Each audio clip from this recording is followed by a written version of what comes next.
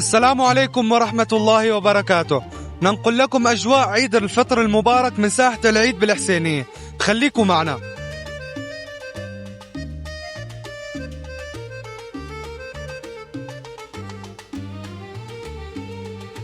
الأجواء جدا حلوة، هاي أولا. ثانيا رغم الغلاء ورغم المعيشة الضيقة، رغم هيك العالم مبسوطة الحمد لله. كل عام وانتم بخير والاجواء حلوه وفي لا عجقه وفي ناس رايحه جاي والعالم مبسوطه. في اجواء عيد حلوه يعني.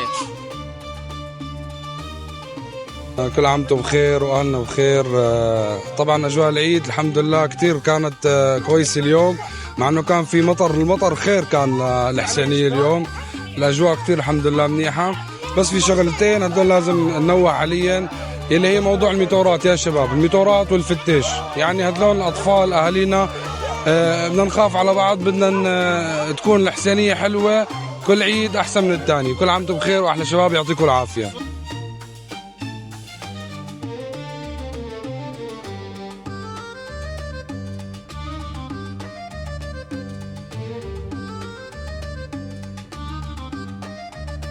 الاجواء حلوه الحمد لله، يعني نشوف نسوي الحمد لله، ما في احلى من هيك. بكفي انه مرتاحين، امن وامان، ما في احلى من هيك يعني. كل عام وانت بخير. وانت بالف خير حبيب قلبي.